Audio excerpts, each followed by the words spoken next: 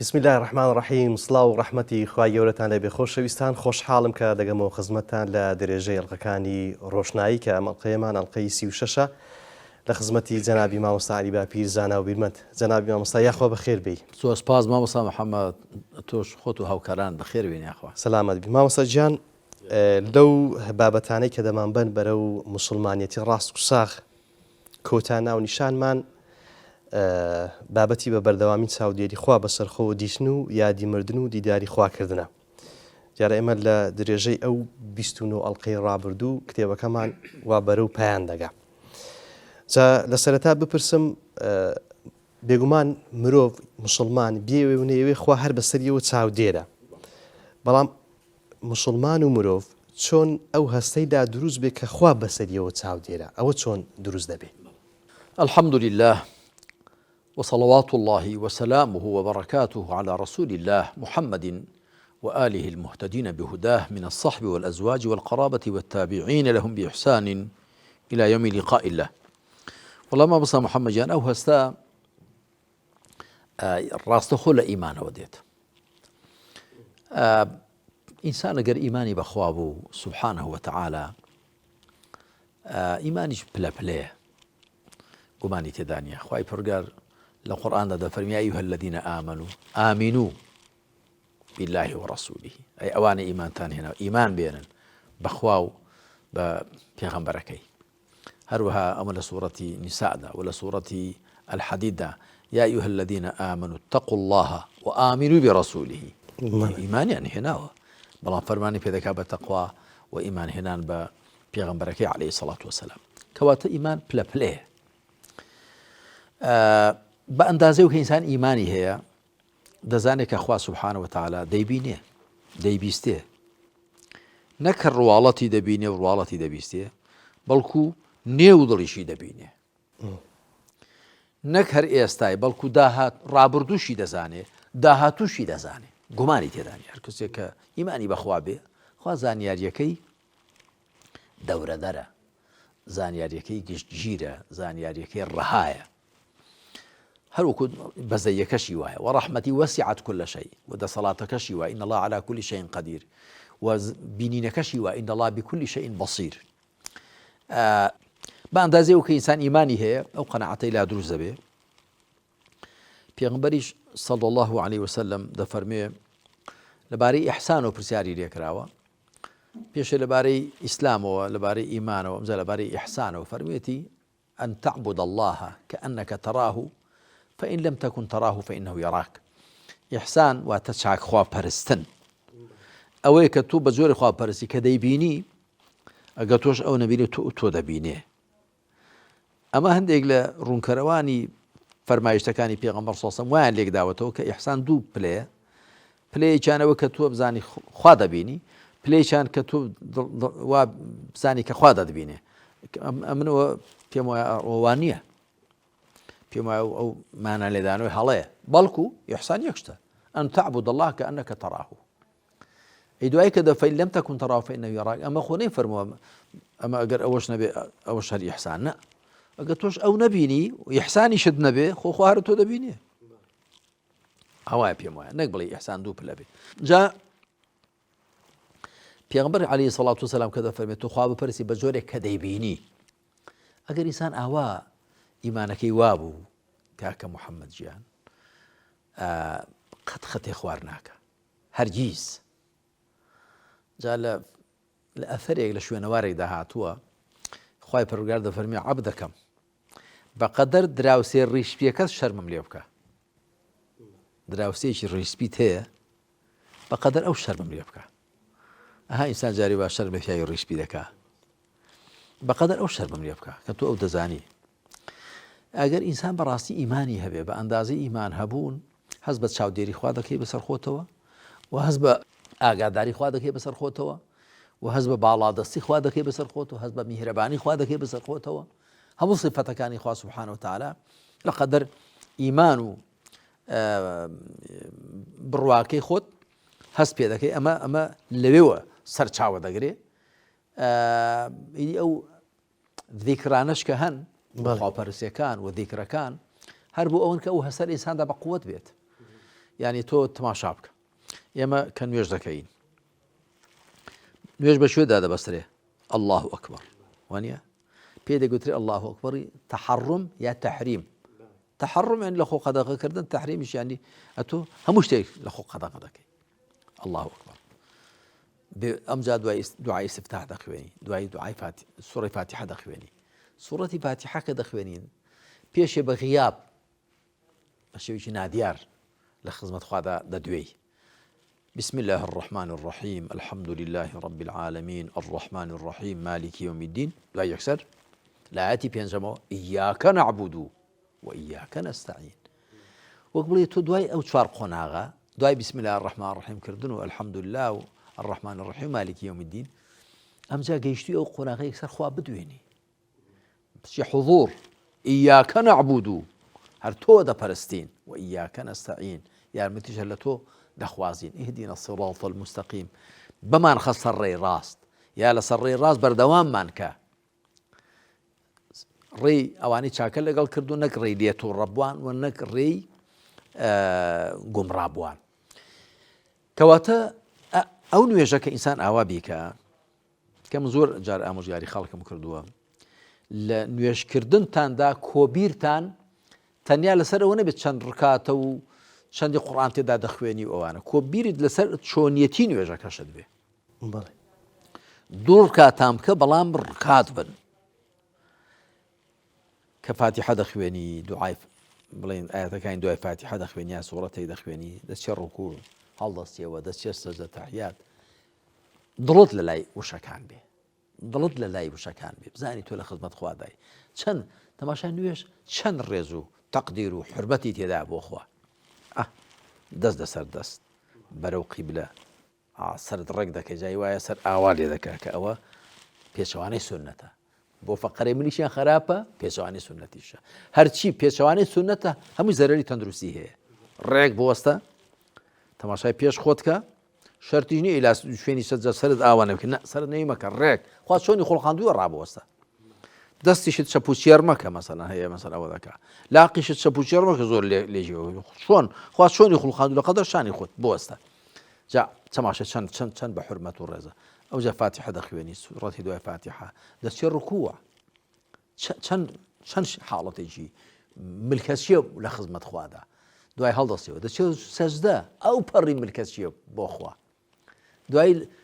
دەچێت تەحیات دادەنیشی لەسەر ئەژنۆیان لەسەر چۆکان التحيات المباركات الصلوات الطيبات لله يعني التحيات لله والصلوات والطيبات بس زوركاتو صلاة الأخوة ذكي صلاة الأخوة ذكي يعني هم أول شانيك رزو حرمته قدره أوان تذهب أخوة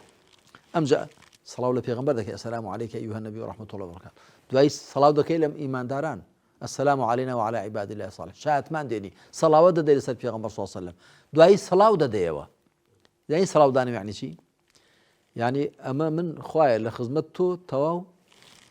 أو هاتمه السلام عليكم ورحمة الله خلقنا ملائكة جن السلام عليكم ورحمة الله بويا قلت راو الصلاة معراج المؤمن نويش معراجي إنساني إيمان دارم بيجي بي سركوتو بو خدمة خوايا برولياب زي ما بس لو شون أو حالته بيدا دبي بأندازو كإنسان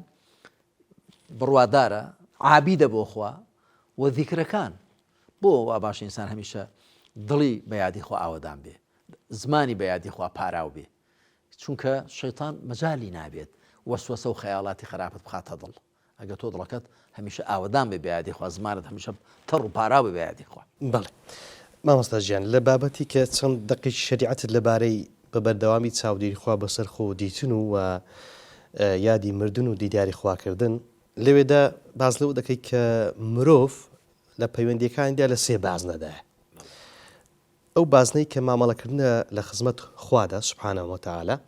و ئەو بازنەی کە مامەڵەکردنە لەگەڵ خۆیدا وەکو نەفسی خۆی و ئەو بازنەی کە لەگەڵ خەڵکیدا مامەڵە دەکا لەوەدا چۆن بە بەردەوامی خوا بەخۆی و بەسەر خۆی و بە چاودێر بگرێ. بەڵێ ئەوە فەرمایشتێکی پێغەمبەر هەیە صلی الله عليه وسلم کە تیرمودی هێناوێتی فەرمودەناسانی دیکەش هێناویانە و سەنەدەکەشی ڕاستە. ئەو سێ بازنەیەمان بۆ دیاری دەکات دەفەرمی ئیتەقی الله حەیثما کونت وأتبع السيئة الحسنة تمحها وخالق الناس بخلق حسن. لهر حالك دا كهي لهر شوينك كهي باريز لخوابك. جاء أوي شيء لو شانك من دمي راسي كما بزور لما مستعان. سبحان الله زور لو تربية كانوا ما مستعان هذا الله اتق الله لخواب ترسى. وانية لشويت هنا ما مستعان. كاتي بالتربية لشويت هنا. خاني فرب خفي الله يخشى الله. أو يعني بالأخواب. اتق الله يا أيها النبي اتق الله. أي بيغمر صلى الله عليه وسلم تقوى إخوات هذه يعني شيء. يعني وريابة لخوت هو شاربة لما عمل خدمة خواده هو شارو بيداربة تقوى لوقاية وهاتوا وقاية وتخو باراستن خو بباريزة لا تشي خو بباريزي لدوشتان لبيوندي لخدمة خواده لدوشتان خو بباريزة قد غكاني خوانش يعني أرككاني نتشويني خو لدوشتو بباريزة أو خو باراستنه تقوى إن خو باراستن لخو وريابون هو شياربون يشيك لبياوسا كان ليش كده برسي ضل ما التقوى تقوى شيء أيش ضل هل سلكت طريقا ذا شوك هيجار بريش دركاوي ذا رويشتوي اسمه الشقل درج به قال نعم قال ماذا فعلت قال شمرت واجتهدت خوم هالكردوا تشكو داويني خوم هالكردوا ولخوش مريابهم قال فذلك التقوى تقوى لخود وريابي هو شاربي التقوى بداخوة زول لو تربية كان وزول لما مصيان زياتر كم شيء نريني لي ذكرن تقوى يعني حرام مخو غيبة مكة درو مكة غيبة مكة قتل مكة زنا مكة إيه تواو نعم تقوى برلوي كم شيء نريني لي بقري دبي كم كأريني كي تماشى بكي تقوى يعني نوج مسوينا رجو مسوينا ضرداكو بابد ميشينا حقي دراوسيد ما فوتينا حقي ميوان والريبوار واللي قوما وبيدرتان ما فوتينا أو مك يعني أرككان جيب زيكا بأندازي وكتو أرككان ناس شويني قد كان ناس شويني بو إن الصلاة تنهى عن الفحشاء والمنكر بدل يعني ويش خوانا كيدا جيريتوا لا فحشاء وتهم قسو كردويشي ناقولا ودزيو ناشيرين منكر هم قسو كردويشي خراب كواتا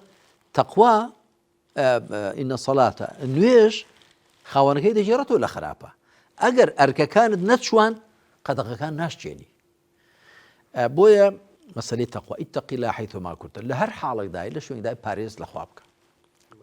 بويا من وشي تقوى بباريس كاري ليك داوت هناك باريس كاري يعني حفظ باريس كاري واتا كاري بباريس كارب قبل ما باريسو قد غان نشينا أركان متشوينا وأتبع السيئة الحسنة تمحوها لخدمة خوادا أهلي تقوى لقل خود دا أهلي شاكبة هر هميشه خريشي شاكا كاري بقى خرابيه كتكر بدواي دا شاكا يبكو بيسروا تمحوها وخالق الناس بخلق حسن لقل خلشش دا بروشتي جوان بقى كاري بسند قصد شيرين بي لقليان الرود خوش بي لقليان بريز بي لقليان ضلت پر لمحبت بي لقليان پر لدل صوزي بي لقليان اگر نام صومان يجبن بو پیغمبران صلاة و سلام اخوان لسر بي دقون جي دريان حقد بغزي تدابو بي برامر بأهلي كفر نا بو خوان فرمي إني لكم ناصح أمين من بو إيوة دل صوزي أمين دارم عندي كذا لخو أقصادك يعني عندي كذا بداخو يعني إسلام ده شيء وينه نا تو كاكا دي دو ساعتي دجمنه باش دو ساعتي دجمناتي باش بلان پیغمبران عليهم الصلاة والسلام قوم كافر كان يعني بيان قلت من بو إيوة دل صوزمو بخمو ببروشمو أمين دارم لقلطان ده بوابي هیچ پیغمبرێکم نبینی و قسەی ناشرین بکە هیچ پیغمبرێکم نبینی و هەڕەشە و گۆڕەشە بکە هیچ پیغمبرێکم نبینی و لە بەرامبەر قسەی ناشرینە قسەی ناشرین بە خەڵک بڵێ چ جای دەست پێشخەری قسەی ناشرین بێ کەواتە ئەوانەی کە لە سەر میبەری پێغەمبەر صلی الله علیه وسلم قسەی ناشایست دەکەن شێوازی ناشایست پێشان دەدەن لە ڕاستیدا ئەوانە لە زیاتیەوەی کە خاڵ بۆ ئیسلام تۆمارکەن خاڵی لەسەر تۆمار دەکەن لە زیاتی دۆست بۆ ئیسلام پەیداکەن دوژمنانی بۆ پەیدا دەکەن زۆر کەس ڕەنگە بۆ هۆی ئەوە لە ئیسلام کابرا بسڵەمێتەوە بڵێ کەی مسڵمانەتیە وكي دين داريا كاكا جا أو سي بازنية بازني معاملة لخدمة خوادا لسبنا غي تقوى معاملة لقل خود دا لسربنا غي شاكا كاري وخود ولقلتن لقناح أجا خرابي كتكد شاكا بدو داوكا بيسرو مامەڵە لەگەڵ خەڵک بە ڕەوشی جوان و ئاکاری بەرز و پەسەند هەم باڵتینت پێشێ لەگەڵ خەڵکدا ساغ و ساف بێ دیوی نێوەوەت پڕ بێ لە دڵسۆزی لە ڕازگویی لە ڕەحم لە بەزەی لە ئینساف و عەدل و ئەمجار ڕواڵەتیشی لەگەڵیاندا جوان و چاک بێ. بەڵێ مامۆستا لەبارەی یادی مردن و دیداری خواکردن دیارە لە دنیا ئەو شوێنەیە کە مسلمان بابای مسلمان کاری تێدا دەکات بۆ دیداری خوا جا هەردوو حاڵەتی زێدەڕۆیی کەمتەرخەمیمان هەیە لە دنیا بەوەی کە دنیا بەکەمگرتن و یان زۆر جار ئەو چەمکەت ڕاست کردوەوە کە دنیا بەکەمگری نەک دنیا لا هیچ نەبوون چکە دنیا شوێنێکە کە مرۆڤ کاری تێدا دەکات چۆن ئەو تەوازنە ڕابگرین لەوەی کە هەم زێدەڕۆیی تێدا نەکرێ هەم کەمتەرخەمیشی تێدا نەکرێ. ئێمە بە شوێنکەوتنی قورئان و شوێنکەوتنی ڕێبازی پێغەمبەر صلی الله علیه وسلم کە پێغەمبەری خوا لە ڕێبازەکەی خۆیدا من پێم خۆشە لە جیاتی سنت چونکە عەرەب کە گوتت سنت یعنی دەڵێن ینی طریقەت ڕێباز بەڵام کورد کە دەڵێن سنت پێیان وایە لە بەرامبەری واجبدایە ئەو شتە سنەتە یعنی گەبێکی خێر دەگاگەنەی کە گوناح ناگا بەڵام سنەتی پێغەمبەر عەلەیهی سەڵات وسەلام یعنی ڕێبازی پێغەمبەر کرۆک و کاکری ڕێبازی پێغەمبەر قورئانە صلی الله علیه وسلم کەوە ئەرکە نەک کەواتە قورئان و سنت دووشتی بەرامبەر یەکدێنین بەڵکو قورئان هەنا و هەوێن و جەوهەری ڕێبازی پێغەمبەر عەلەیهی سەڵات وسەلام جا بە ئەندازەی و کە لە قورئان شارەزا دەبین و بە ڕێبازی پێغەمبەر و عەلەیهی سەڵات وسەلام پابەند دەبین ئەم حاڵەتی هاوسەنجەمان بۆ پەیدا دەبێ هەم لە بواری ئەوە کە دنیا بەکەمگر بین نەک دنیا نەویست خەمخۆر بین بۆ دنیا نەک دنیا خۆر بین تەنیا دنیا ببینین چونکە وەکو چۆن بە باری کەمتەرخەمیدا کە تۆ دنیات هەر نەوێ خراپە دنیاش لە باوەش بگری هەر خراپە. ئەبوو حامیدی غەزالی نمونەیەکی جوان دێنێتەوە دەڵێ ئەگەر کەسێک لە بەرامبەر سۆبەیەکی ئاگر دانیشت بێ یاخود بڵین ئاگرێک ئەگەر باوەشی لێ بدا دەسووتێ لێی دوور بێ سەرمای دەبێ ئەی چی بکە باشە لێی نزیک بێ بەڵام دەستی لێ نەدا دەڵێ دنیا ئاوایە. هەروەها یەکی دیکە لە ساڵحان دەڵێ دنیا بخە گیرفانتەوە مەی خەنیە بدڵتەوە فڕی مەدە ئەوە دنیا نەویستە فڕی دەدا ناخر دوای چاو لە دەستی خەڵک دەبێ. پێغەمبەر عەلەیهی سەڵات وسەلام هەوڵی داوە کە چاوری دەستی خەڵک نەبێ بۆ خێزانەکانی نەفەقە و زەخیرەی ساڵێکی بۆ داکردوون دەزانی ئەوە زەخیرەی ساڵێکی بۆ داناون و چاوری دەستی خەڵک نەبێ کە کەواتە کە گوتویانە جاری وا مانگ هاتۆ لە ماڵی پێغەمبەردا عەلەیهی سەڵات وسەلام ئاگر نەکراوەتەوە ماناوانێ نان و زەوادی تێدا نەبووە دەبێت ڕاز بکرێتەوە ئەوە یعنی گۆشتیان ساز نەکردووە کە زیاتر ئەوە بڵاو کراوەتەوە کە پێغەمبەر هەمیشە سەڵاو عەلەیهی وسەلەم نەدار بوو بەڵێ چونکە دوایی ئەو سەحابیە لە عەرزی دایکمان عایشە دەکا خوا لێی ڕازی ما يعيشهم چه شتێک دەیژیاندن قال الأسودان الماء والتمر ئاو خورما بەڵام بەتەکید یعنی لە فەرمایشتەکانی پێغەمبەردا هاتووە عەلەیهی سەڵات وسەلام پێغەمبەری خوا نەفەقەی ساڵێکی زاد و زەخیری ساڵێکی بۆ خێزانەکانی دادەنا و چاوری دەستی خەڵک نەبێ میوان و خەڵک ڕویان تێدەکا بەڵام لە ماڵی پێغەمبەردا ئاگر نەکرات و گۆشتیان ساز نەکردو ئەوانە یا مەسن ئەو نانوشتانی کە پێویستی بە ئاگر دەکا جا بە ئەندازەی ئەوە کە ئێمە بە ڕێبازی پێغەمبەر و عەلەیهی سەڵات وسەلام پابەندبین لە هەموو ڕۆکانەوە حاڵەتی هاوسەنجیمان بۆ پەیدا دەبێ هەم لە مەسەلەی ئەوەدا کە دنیا وەکو خۆی مامەڵەی لەگەڵدا بکەین بە ئەندازەی و کە دەیهێنێ و پارە و سامان فڕێ نەدەین نەشی خەینە دڵ لە ژیرفانێکی وەکو سۆبەکە لێ دوور نەکەویەوە باوەشیشی لێ نەدەی بەڵکو خۆتی لێوە نزیک خەی پێی گەرم ببیەوە بەڵام هێندە نزیک نەبی کە بتسووتێنێ. بەڵێ مامۆستا لە مەوسوعەی ڕەوشت و ئاکاری ئیسلامی لە بەڕۆشنایی قورئان و سونەتدا لە بابەتی ڕاکردن بەرەو خوا الفرار إلى الله کە نووسیوتە ئەو ناونیشانە ڕەنگە بۆ هەندێک کەس جێی سەرنج بێ سەرنجی لەسەر ناونیشانەکە هەبێ بەوەی کە چۆن بەرەو خوا ڕابکەین یعنی دواتریش ئەو لە تەفسیری فەفیڕوو إلى الله ئەو دەستەواژێت بەڵێ ئەوەت ڕوون کردوەوە ڕاست کردوەوە کە مەبەست لە بەرەو خواچوون چییە بەڵێ بەرەو خوا ڕاکردن یعنی خێرایی بکەن خێرایی بکەن لە ڕۆیشتن بەرەو خوا سوبحانەوە وتعالە واتە بەرەو ڕەزامەندی خوا بەرەو ئەنجامدانی ئەو ئەرکانی کە دەتەنگێن بە ڕەزامەندی خوای پەروەردگار جا ئەو ئەرکانە چ ئەرکی شخصی بن واجباتی عینی بن پەیوەندیان بە خۆتەوە هەبێ چ پەیوەندیان بە چوارچێوەی خێزانەوە هەبێ چوارچێوەی کۆمەڵگاوە هەبێ چوارچێوەی دەوڵەتەوە هەبێ لە هەموو بوارەکاندا لە هەموو ڕەهەندەکاندا مرۆڤ دەبێت دەست لەسەر سینگ بێ لە خزمەت خوای پەروەردگاردا ئەو ذیکرە بۆچی لە حەجدا و لە عومرەدا زۆر دووبارە دەبێتەوە لبيك اللهم لبيك لبيك لا شريك لك لبيك إن الحمد والنعمة لك والملك لا شريك لك أما يعني شي لبيك يعني لخزمة دام لبيك يعني خويا لخزمة دام وسعديك يعني بو بختور كردني تو لخزمة دام وطبعا بو غير خوي تعالى بكارده لبيك خويا لخزمة دام أتود بهم شيء لخزمة خويا برجار دابي دست سر سينجبي فرمو آمادم جاء ففروا إلى الله أو شبكواتا واتراكن يعني خيرايب كان دسو برد كان خاو مكان خاو خلي شيء مكان بالكو بقرمو كوري بقرجوغولي برا ورزامندي خوي تعالى بسن بشي بأنجام داني أو أرك شرع يعني كذا تنقين برزامندي خوي برورجار كأويش بالتأكيد وكو خوي فرميتي من عمل صالحا فلنفسه ومن أساء فعليها ثم إلى ربكم ترجعون لسورة الجاثية ده هركس شاكب كا خوي لي بهرمنده خراب بكا خوي لي زيان بارا دواج بولاي برجرت عند قرين دجير درينوا كواتا خومان لا شاك كان خومان بهرمندين كدلين اوش تبو خوابك واتلبر خواب فرماني بيكردو بلان خوابو شي فرماني بيكردو بي سي بيتي بالتاكيد دقير لبر خومان بي سي مان بيتي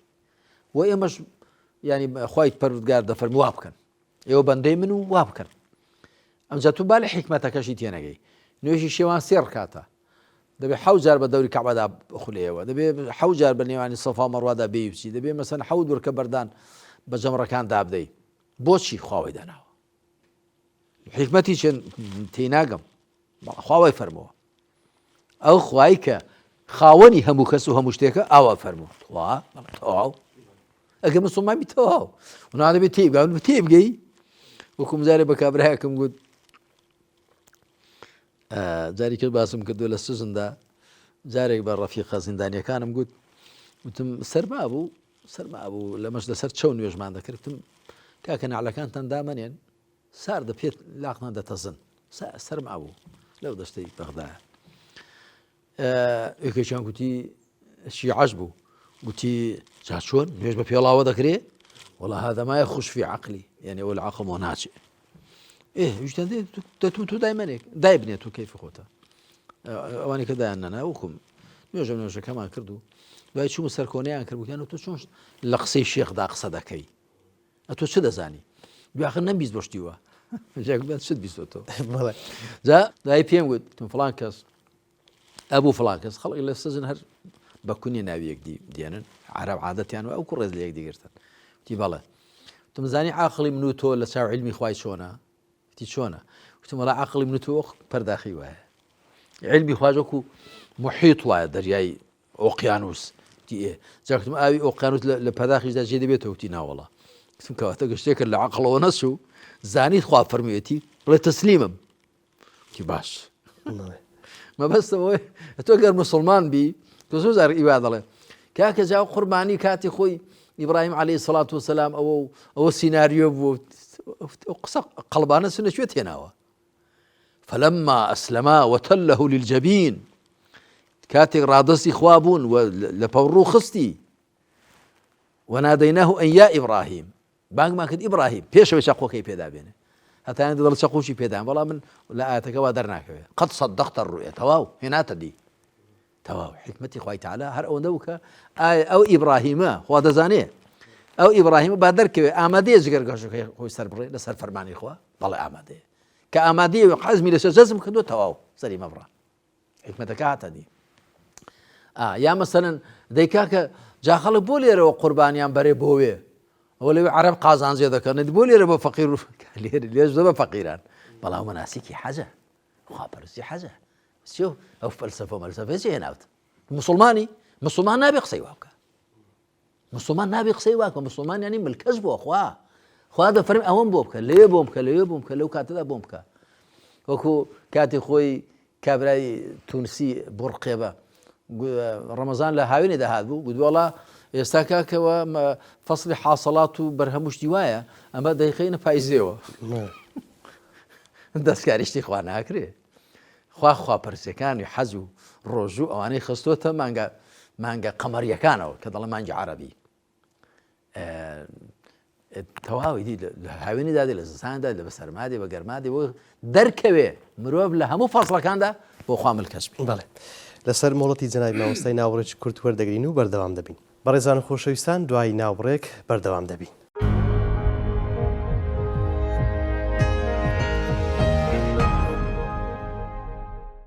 دووبارە سڵاتان لێبێ خۆشەویستان،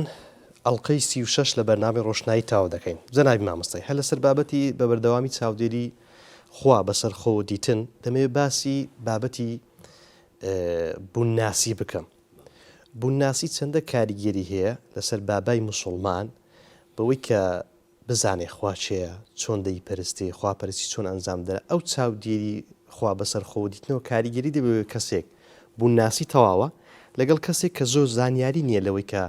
خوا چێە و چۆن دەپەرسرێ، بە تایبەتیش لەو بەرنامانەی کە لە مانجی ڕەمەزان پێشکەش کرد لە چاو بە خۆدا جێڕانەوە لە دوو ئەڵقاندا باسی بابەتی خوداناسی و خواپەرستی تێدا کرد. جا دەمێ تێکەڵچێشی بکەین کاریگەری هەیە کەسێک کە بوونناسی تەواو بێ لەگەڵ کەسێک کە زۆر شارەزان نەبێ لە بابەتی بوونناسی. بەڵێ گومانی تێدا نییە بە ئەندازەیەوە کە ئینسان لە خۆی حاڵی دەبێ و لەم گردون و دەوروبەرە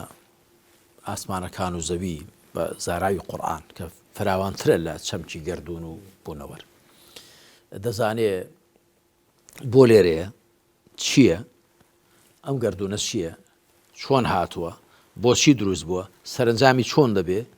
بە تاکید کە بوونناسی لەو چوارچێوێدا دەخولێتەوە و لەو چوارچێوێدا کە خوا سوبحانە و تەعالا خاوەنی ئێمەیە، چی ئێمە ویستووە، چی ئێمە داوا کردووە و فریشتەکان و پێغەمبەران عەلەیهیمو سەڵات وسەلام ڕۆژی دوایی بە ئەندازەیەک ئینسان بەرچاوی ڕۆشن دەبێت تۆ لەو بارەوە. ئەوە هەموو کاریگەری هەیە لە سەری کە زیاتر لە خۆی وریابێ. چا بۆ بیری تێنامۆ کە من لێرەشەوە بە بینەرانی بیسەرانی بەڕێز دەڵێم ئەو سی ئاڵلقەی کە لە مانجی ڕەمەزاندا پێشکەشمان کردن لە نێوانی 13-14 دقەدان ئاوە تقریبا پێم خۆشە گرنگیان پێ بدەن، چونکە دوای ئیستیخارە و دوعا و بەرچاو ڕوونبوونەوە ئەوانم تۆمارکردن ومێدیشمان بەرەکەتێکی باشیان ببێ و هەمیشەش ئێمە پێویستیمان بەچاو بە خۆدا جێڕانەوە هەیە لە هەموو ڕۆکانەوە، چ لە ڕووی بوونناسی و ئیمان و عەقیدە و پەرستشەکان و ڕەوشت و ئاکار و هەڵس و کەوت و لە ڕووی خێزانی و لە هەموو ڕۆکانەوە پێویستیمان بەوە هەیە کە هەمیشە چاو بە خۆماندا بجێڕینەوە، لە خۆمان بێخەم نەبین، هەر سەر لەبەر خۆ نەنێین و بڕۆین، لە قیامەتەوە خەبەر بین، لە عالەمی بەرزەخ بەخەبەر بین، جازەر هەڵوەستەیە بکەین ئاوڕێک بدەینەوە. پێم خۆشە ینی مینەرانی بیسەرانی بەرز لە خوشکان و برایان گرنگی بدەن بە وسی ئاڵلقەی کە دیارە لێ توی بشداندراوە و گرنگی باشی پێدراوە، بەڵام ئینسان دەبێت زیاتر کار لەسەر خۆی بکە. بەنسبەت ئەوە گومانی تێدانە کە ئینسان تا بەرچاوی ڕۆشنتر بێت چییە؟ ئێمە بۆ لێرەین، بۆ هێنراین بۆ ئێرە، ئەرکمان چییە؟ سەرنجاممان چییە؟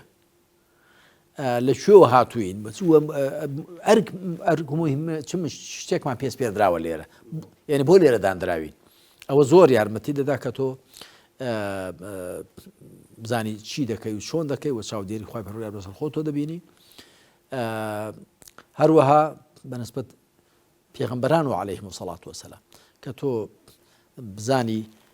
ئەندامێکی لە کاروانی پێغەمبەراندا، کاروانێک کە پێغەمبەران عەلەیهیمو سەڵات وەسەلام سەرقافڵەینی، تۆ دەبێت تۆ لە قەدەر ئەو کاروانەبی. هەروەها بەنسبەت فریشتەکانەوە کە تۆ ئیمان و ئیعتیقادت وایە فریشتەکان هەمیشە لەگەڵماندان، بە تایبەتی هەر کەسێ دوو فریشتەی لەگەڵدان، إلا لديه رقيب عتيد ما يلفظ من قول إلا لديه رقيب عتيد، هەمیشە لەگەڵماندان ما يلفظ من قول ئەمجا هەموو شتێکمان تۆمار دەکرێت نەگەوت تۆمارکردنی پێی وابێ کابرا قەڵەمێکی پێ و دەفتەرێکی پێ ئەوانە نا مرۆڤ بتوانێت بە وێنە و دەنگەوە تۆمار بکە دەبێت فریشتەکان شتێکی زۆر متەتەویریان پێبێ هەموو شتێکی ئێمە تۆمار دەکرێت بەڵکو نیەتەکانیشمان تۆمار دەکرێن قسەکانیشمان دەنگمان هەڵس و کەوتمان هەمووی تۆمار دەکرێت هەڵدەگیرێت کە تۆ ئیمان و اعتقادت بەوە بێ و بإيمان واعتقاد وابي كتو روجك دي دسيو خدمت خوا سبحانه وتعالى ودسيو خدمت پیغمبر عليه الصلاة والسلام وراده جيري وليه ده برسريتوا بالتأكيد إنسان أو إيمان واعتقاد وايد ذكاء كهميشة شاوديري خوا بس خوتو بيني خد خوار نكي لا ندي بابەتی یادی مردن پێغەمبەر صلی الله عليه وسلم لە زۆر شوێنداندا ئاماژەی پێ کردووە و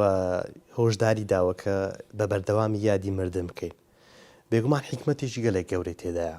حەز ناکەین لە ڕۆژگاری ئێستادا زۆرێک لە خەڵکی ئەو یادی مردنەی بە هەند وەرناگرێ لە حاڵێکدا کە ئێستا مردن زۆر زیاتر لە جاران لە کەمی کەم و لە زۆری زۆر ئێستا خەڵک زیاترە ژمارەیان زیاتر مردنیشان زیاترە بە تایبەتی کە نمونەیەکە لە بەرچاواندایە بە بەردەوامی بەڵێ هەمیشە سەرقاڵبوونی خەڵک بە دنیاوە وایان لێ دەکا کە زۆر نیان پڕژێتە سەر یادی مردن ئەگەر نا خوای پروردگار دەفەرمێت پێش پێ بچینە سەر فەرمایشتەکانی پێغەمبەر صلی الله علیه وسلم دەفەرمێ قل إن الموت الذي تفرون منه فإنه ملاقيكم أي پێغەمبەر صلی الله علیه وسلم پێیان بفەرموو ئەو مردنەی لێی ڕادەکەن فإنه ملاقيكم بە دواتانە و دەشتانگرێ ثم تردون إلى عالم الغيب والشهادة فينبئكم بما كنتم تعملون دوای دەچێڕدرێنە بۆ لای زانیاری پەنهان و ئاشکرا هەواڵتان پێدەدا بۆ ئەوەی کە دەتان کرد ئەمجا خوای پەروەردگار دەفەرمێ أينما تكونوا يدرككم الموت ولو كنتم في بروج مشيدة لە هەر شوێنێک بن يدرككم الموت دوو کافەکە تێکدا دەغم دەکرێن دەنا ئەسڵ خۆی يدرككم الموت ولو كنتم في بروج مشيدة لە هەر جێیەک بن مردن دەتانگرێ ئەگەر لە قەڵای مەحکەمیشدا بن هەمووشمان دەزانین چێ ماوە لەسەر زەوی یعنی کەس نامێنێت چین بۆ چین دەڕوا امتحانی خۆیان دەدەن و دەڕۆن عاقڵ ئەو کەسەیە وەکو پێغەمبەر فەرمێتی عليه الصلاة والسلام الكيس من دان نفسه وعمل لما بعد الموت عاقڵ کەسێکە لێپرسینە لەگەڵ خۆیدا بکات بۆ دوای مردنی کار بکات هەروە پێغەمبەر عليه الصلاة والسلام فەرموویەتی نازەم لەوێدا هێناومە كفى بالموت واعظا مردن بەس ئامۆژگاری کردبێ هەروەها دیسان پێغەمبەر عليه الصلاة والسلام فەرموویەتی أكثروا ذكر هاذم اللذات هاذم يعني تێکچێنەر زۆر یادی تێکچێنەری لەزەت و چێژەکان بکەن کە مردن هات تەواو جا عاقڵ ئەو کەسێک کە هەمیشە ئەو سەرنجامی خۆی لەبەر چاو بێ هەومانێکی مردنی قەرزداری وەکو من زۆر جار لە تەعزیەیاندا دەڵێم ئەو سەفەرە هەر لەبەرە كل نفس ذائقة الموت يعني خەڵکی خافڵاوە بە دنیاوە خەڵکێک کە گوریسی لە بە دنیا ڕاخستووە ئەوانە یادی مردن ناکەن ئەغڵب بۆ ئەوانەی کە یادی مردنیش ناکەن مامۆستا محەممەد دوای زۆر لە کاتی کە نیشانەکانی مردنیان لێ بە دەردەکەوی یاخۆت کە پێی وایە دەمرێ کابرا با نەشمرێ زۆر دەخەجڵێن ئەم بینیومە خەڵکم لەگەڵ بۆ لە سەفەر ئەوی حیزبانە جارێک سواری تارێک بووین ئەو وەفدێک بووین وان دەزانێ من وەکیلی خوام مامۆستا دەکەوێتە خوار تایرەکەمان کەوتبووە هەندێک تاسە و ماسە و ئاوە دەهاتە خوارێ و چەند سەد مەترێک و ئەوە دەبوو ئێستا پڕ بە پڕ ئەوە دەبێت هەمیشە زەردەخەنە بە مامۆستا دەبێت نەکەوێتە خوار وڵی نازانم دیای چ دەکەیت وڵا قورئانێ دەخوێنم چۆن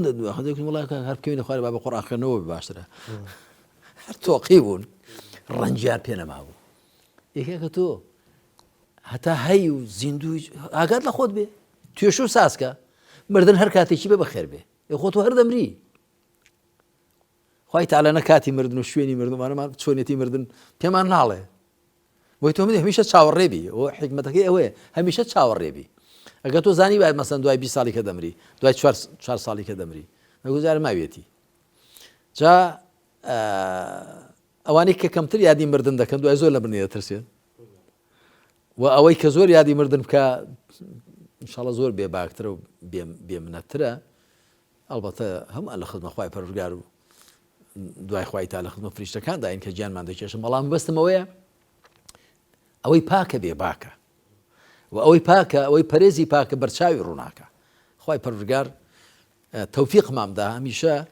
لە یادی مردن دابین بە شێوەیەکی ئەرێنیانە نەک نەرێنی مردن لە پەل و پۆمان بخا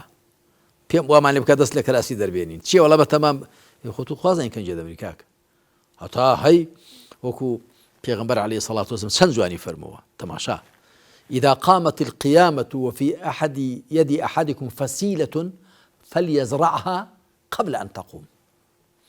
ئەگەر قیامەت هات ساعە هات آخر زمان هات یەکێکتان نەمامێکی بەدەستەوە با بینێژێ پێشەوەی آخر زمان بێ ئاوا دەبێت ئاوا یادی مردن بکەیت بینێژە ئەو نەمامەکە بنێژە پێشەوەی دنیا کاور بێت و بڵێن آخر زمان بێت و ئەوانە بەڵێ کۆتا پرسیارم مامۆستاجان لەسەر بابەتی بەردەوامیە لەسەر خواپەرستی چ پەیوەندی هەیە بەوەی کەسێک کە بەردەوام لەسەر خواپەرستیەوە بەردەوام خواپەرستی دەکا ئەوە چاودێری خوا بەسەر خۆ دیتنە ینی لە ڕووی معنەویەوە زیاتر ئەوە دەزانێت کە خوا چاودێرە بەسەریەوە خواپەرستی بەگشتی پێشتریش باسم کرد بە تایبەتی نوێش کە پێغەمبەر صلی الله عليه وسلم لە نەخۆشی کۆچی دواییدا نەخۆشی مەرجیدا ئەو شتەی زۆر دووبارە دەکردەوە الصلاة وما ملكت أيمانكم نوێژەکەتان ئاگاتان لێبێ و ئەو خزمەتکارانی لە بەردەستاندا ئاگاتان لیان بێ نوێژ زۆر هۆکارێکی کاریگەرە بۆ ئینسان هەمیشە خوای پەروەردگاری لە یاد بێ هەر نوێژ بۆ خۆی یعنی جۆرێکە لە عروج و بەرزبوونەوە بۆ خزمەت خوا هەر لە ئەڵڵاهو ئەکبەرەوە کە دەست پێ دەکەیت تا سەڵاو دەدەیەوە تو لە خزمەت خوا دای ڕۆژوگرتن ڕۆژە تو وا لێ دەکا هەمیشە ئاگار لە خۆت بێت هەروەها قورئان خوێندن ذیکرکردن هەموو چه ذیکری مناسەبات بەیانیان لە خەو هەڵدەستی دەستچێ مزگەوت دەستچێ سەراو دەستی بۆ دەستنوێژ خۆت دەشۆی پۆشاک دەپۆشی پۆشاک دادەنەی دەستچێ دەر لە ماڵ دێوە ماڵ هەمووی دیکری هەیە دەستچێ مزگەوت دێ دەر لە مزگەوت هەمووی دیکری خۆی هەیە هەورە تریشقە دێ سەگ دەوەڕێ کەر دەزەڕێ کەڵەشێر دەقوقێنێ هەموو زیکری خۆی هەیە مسلمانی بە هەوڵدا ئەو زیکرانە بزانێ و هەر کامیشیان لە کاتی خۆیدا لە شوێنی خۆیدا بیڵێ کاتی نان دەخۆی لە نان خواردن دەبیەوە ئاو دەخۆیەوە لە هەموو حاڵەتەکاندا جا دەچێ مەجلیس لە مەجلیس هەڵدەستی کۆتایی پێدێنی هەموو ذیکری تایبەتی خۆی هەیە هەروەها ذیکریش بەگشتی چونکە خوا دەفەرمێ یا ئەیها الذین آمنوا اذکروا الله ذکرا کەثیرا ئەی ئەوانەی بڕواتان زۆر یادی خوا بکەن ئەگەر هەمیشە تۆ خەریکی تەسبیح و تەحمید و تەکبیر و تەعظیمی خوای تەعالا بی و خەریکی ئیستیغفار بی و خەریکی سەڵاوتدان لەسەر پێغەمبەری صلی الله علیه وسلم ئەم ئاەتەکە جێبەجێ کردووە یا ئەیها الذین آمنوا اذکروا الله ذکرا کەثیرا ئەی ئەوانەی بڕواتان زۆر یادی خوا بکەن شەرت نییە بە تەسبیح شەرت نییە بەدەست هەمیشە بەدڵ بەڵام بە تەئکید تەواوترین ذیکر ئەوەی کە بەدڵ بێ بە دەمیش زاریش تەلەفوزی پێ بکەی بیبێژی ئەوە تەواوترە وەک لەوەی تەنیا بەدڵ بێ بە زاری وا تۆ بۆت نابێژرێ با بەدڵ دڵت هەمیشە دەنا پێغەمبەر عەلەیهی سەڵات وسەلام ئاماژەشی بۆش داوە لا یەزال لیسانک رەطبا بذیکر الله با هەمیشە زمانت تەڕ و پاراو بە یادی خوا بەڵام دڵشت بە ئاوەدان بێ ئەنجا ئەگە تەسبیحیش بەکاربێنی پەنجەکانیش بەکاربێنی هەمووی هەر مەجالی تێدایە ئێستا دەین پێغەمبەر نێوکە خۆرمایان بەکارهێناون بەردیان بەکارهێنێ لە خێزانەکانی پێغەمبەر صلی الله علیه وسلم بەردی گچکیان داناوە بۆ ژماردنی چونکە پێغەمبەر عەلەیهی سەڵات وسەلام کە هەندێک شت ژمارەکەی دیاری کردووە بۆ وێنە لە دوای هەر نوێژێکی فەرض 33 سبحان الله 33 الحەمدولله 33 الله ئەکبەر جاری سەدەمین لا ئیلا الله وحده لا شەریک له تا کۆتایی مانەوە دیارە مەقسوودە یان دەفەرمێ هەر کەسێک دوای نوێژی بانیان ئێواران 100 جار لا إله إلا الله وحده لا شريك له له الملك وله الحمد وهو على كل شيء قدير يعني سبحان الله وبحمده سبحان الله العظيم معناها ژمارەکە دیارە مەقسوودە بەڵێ بۆیە تۆ بە تەسبیح دەیژمێری بە پەنجە دەیژمێری گرنگەوەی ژمارەکە بێتە دی باش جەنابی مامۆستای کۆتاییمان هێنا باڵقەی 36 دیارە مسلمانی ڕاست و ساخ چێە لە 29 ئەڵقەدا بابەتەکانمان ڕوون کردەوە من پرسیارم کردو جەنابیشت ڕۆشناییت خستە سەر خی گەورە پاداشتی بەخێر بداتەوە سوپاست دەکەین کە لە درێژەی ئەم قانێ ڕابردوو لەگەڵمان بووی و دواتری شتەوەری دیکە ئینشاءالله گەرخوا تەمەنمان بدە هەڵ دەبژێرین بۆ بابەتی دیکە زۆر سوپاس دەکەین.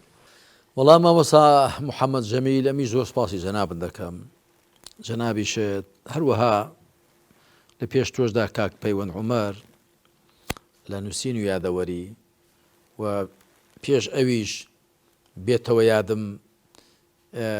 کاک سۆران عومەر و کاک عەبدوڵڵا کا عومەر عەبدوڵڵا گوڵپی کاک دانا محەممەد خوا پاداشتی هەموو تام داتەوە وامیش لێتان مەمنونم بە تاکید هەر کەسەمان بە پێینەتی خۆی ئەجر و پاداشتی خۆی هەیە بیسەر و بینەرە بە ڕێزەکانیش و دواتر ئەوانە کە ئەوەی کە بکرێتە کتێبکە دەشکوێنرێتەوە ئەوانیش بە تاکی خوێنەرانیش هەمویان ئەجر و پاداشتی خۆیانیان هەیە و هاوکارانیشمان لە برایانی ڕاگەیاندن چەوەی ئێرە چەوەی دوایی کە سەروبەری دەکەن و لێ دەدەن لە پەیام و لە بانگەواز و لە ڕادیۆ و لە کوێ و لەکوێ هەموو ئەجر و پاداشتیان هەیە خوا پاداشتیان داتەوە بەختەوەرترین کەسێکە خوا لە خزمەت دینی خۆیدا بەکاری وێنێ بەختەوەرترین کەسێکە خوا لە خزمەت دینی خۆیدا لە خزمەت بەندەکانی خۆیدا بەڕێی خوادا بەکاری وێنێ ئەوە لە هەموو کەس بەختەوەرترە خوای تەعالی ئەو کەسانە بجێڕێ ئینشاءالله جاریش کەشەم سپاس و دەستخۆشین بۆ جەنابەت هەیە وخوا پاداشت داتەوە جەنابیشێت زۆر ڕوحسوکانە و